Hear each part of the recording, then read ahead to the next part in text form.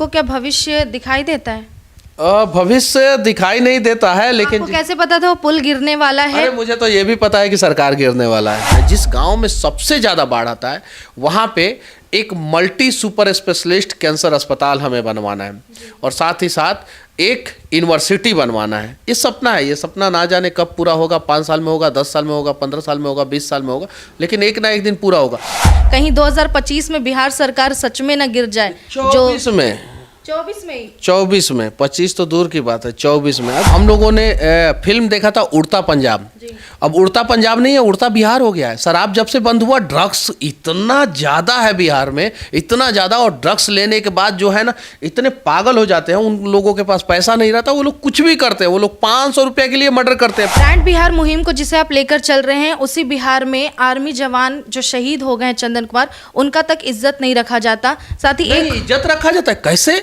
बिहार सरकार की तरफ से कोई मदद नहीं एक पर्टिकुलर, कुछ पर्टिकुलर आप लोगों को बोल सकते हैं। अरे इतना सम्मान, लोग गए वहां पे, गुंजन सिंह गए, 1 लाख रुपया दिया। उसके पहले एक आर्मी का जवान गया, उसने 1 लाख रुपया दिया। बिहार सरकार पर मैं बता रहा हूं, एक आर्मी का जवान गया, जब घर देखा ना, उनकी घर की स्थिति मेरे घर से भी ज्यादा दयनीय है। जब देखा तो उसने 1 लाख रुपया दिया, आर्मी का जवान।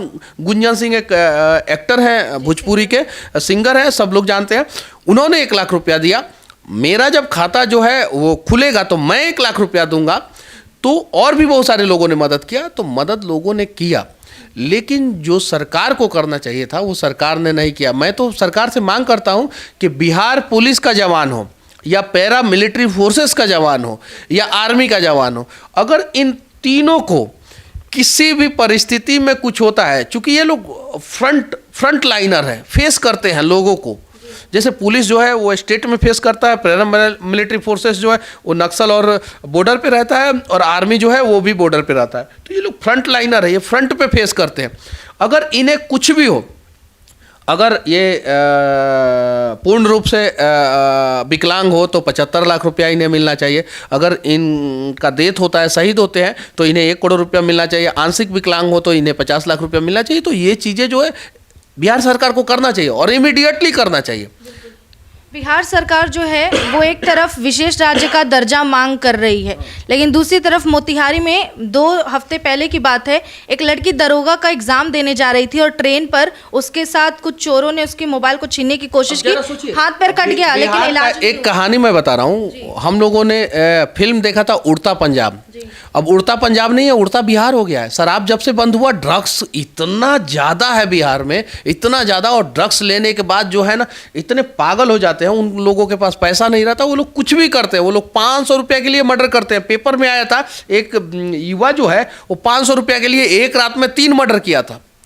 उसको 500 रुपया मिल जाता, वो स्मैक ले लेता, ऐसा पी लेता, वो मर्डर नहीं करता 500 रुपये के लिए। अब जरा सोचिए, उसका मोबाइल खींचने के लिए, मोबाइल खींच के जो है वो कितना में बेचते, 1000, 2000, 3000, 4000, मैक्सिमम 5000 रुपये में बेचते, उससे ज़्यादा।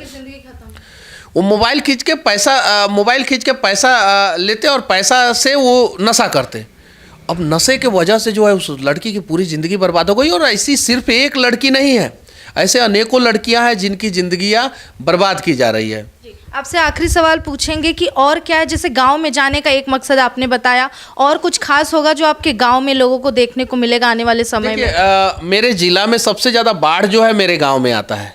मेरे गांव से निकलने का एक रास्ता है, उसके लिए भी हम लोगों ने बहुत लड़ाई लड़ा है। उसका भी यूट्यूब पे वीडियो पड़ा हुआ है, जिसमें जो है बहुत सारे अधिकारियों ने बोला कि मनीष कश्यप वीडियो डिलीट कर दो, नहीं तो केस कर देंगे। हम बोले कि हमारे गाँव में रोड बनवा दो, हम वीडियो डिलीट कर देंगे। बहुत लड़ने के बाद जो है रोड हुआ, बना, हमारे गांव के लोग भी लड़े, बिजली आया।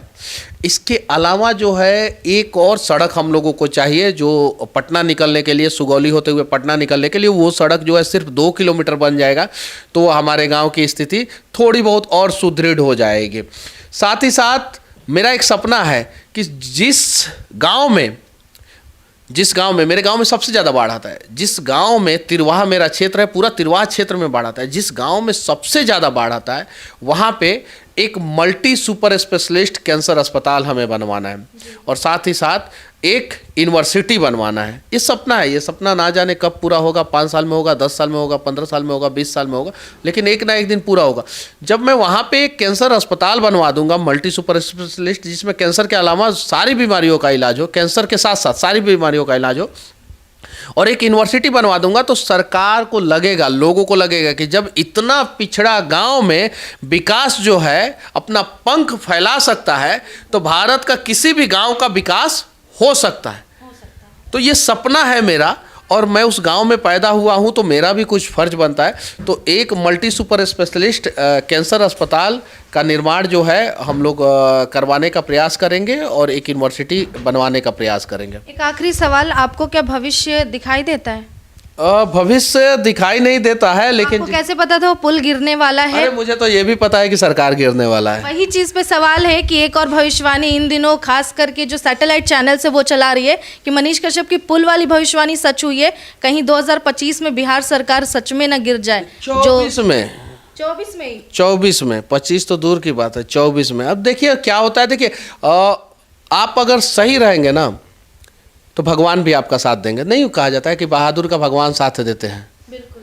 तो बस हम लोग सही बने रहेंगे और ऊपर वाले, हम लोग आस्तिक लोग हैं, भगवान पे भरोसा है, प्रभु श्री राम पे, श्री कृष्ण पे, माँ दुर्गा पे, भगवान शिव पे, ब्रह्मा जी पे, जो बोला जाता है ना ब्रह्मा जी का लकीर, तो ब्रह्मा जी पे, सब पे भरोसा है।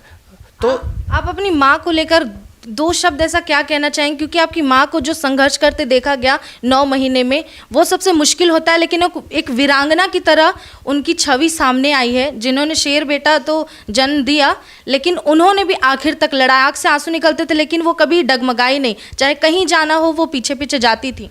बस इतना ही कहूँगा कि दुनिया में सबसे ताकतवर माँ होती है, और जिसके ऊपर माँ का हाथ हो, माँ का आंचल हो, माँ का आशीर्वाद हो, वो दुनिया के किसी भी समस्या से बाहर निकल सकता है।